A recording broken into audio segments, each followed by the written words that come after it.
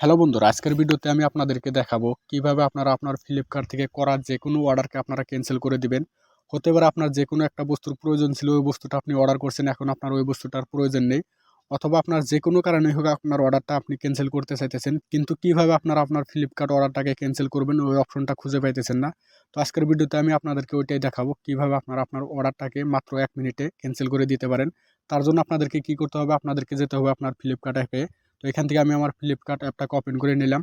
আপনারাও আপনার Flipkart অ্যাপটাকে open করে নেবেন। ওপেন করে নেওয়ার পর আপনারা কি করবেন, এখানে দেখেন নিচে আপনার একটা অপশন দেওয়া আছে অ্যাকাউন্ট। তো আপনারা কি করবেন, এই অ্যাকাউন্ট অপশনে ক্লিক করে দিবেন। অ্যাকাউন্ট অপশনে ক্লিক করে দেওয়ার পর আপনার সামনে এরকম করে পেজ চলে আসবে। তারপর আপনারা কি করবেন, এখানে দেখেন আরেকটা অপশন দেওয়া আছে অর্ডারস বলে একটা অপশন দেওয়া আছে। আপনারা এই অর্ডারস অপশনে ক্লিক করে দিবেন।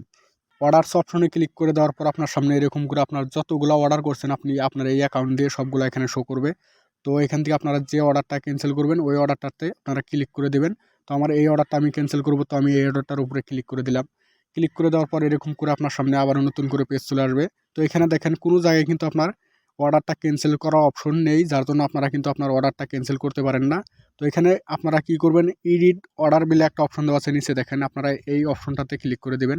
ক্লিক করে দেওয়ার পর আপনার সামনে এরকম করে পেজ চলে আসবে। তো এখানে দেখেন আপনাকে 3টা অপশন দিছে, I want to change my phone number. তার মানে আপনার ফোন নাম্বারটা আপনি চেঞ্জ করতে পারেন। তারপরে I want to change the delivery address, আপনার ডেলিভারির অ্যাড্রেসটা আপনি চেঞ্জ করতে পারেন। তারপর একদম নিচে দেখেন একটা অপশন দেওয়া আছে I want to cancel my order. তো আপনারা কি করবেন, এই অপশনটাতে আপনারা ক্লিক করে দেবেন। ক্লিক করে দেওয়ার পর আপনার সামনে এরকম করে পেজ চলে আসবে। তারপর আপনারা কি করবেন, এখানে দেখেন ডান দিকে দেখেন লেখা আছে ক্যান্সেল অর্ডার। তো আপনারা এখানে আবারও ক্লিক করে দিবেন। ক্লিক করে দেওয়ার পর আপনার সামনে এরকম করে পেজ চলে আসবে। তো এখানে আপনাকে বলছে যে আপনি কি জন্য আপনার অর্ডারটাকে ক্যান্সেল করতে চাইতেছেন। তো এখান থেকে আপনারা যে কোনো একটা রিজন দিয়ে দিবেন। তো আমি ধরে নিলাম আমি উপরকার রিজনটাই দিলাম। দিয়ে তারপরে এখানে একটা কমেন্ট দিতে বলছে আপনাকে, এখান থেকে আপনারা কমেন্ট একটা দিয়ে দিবেন।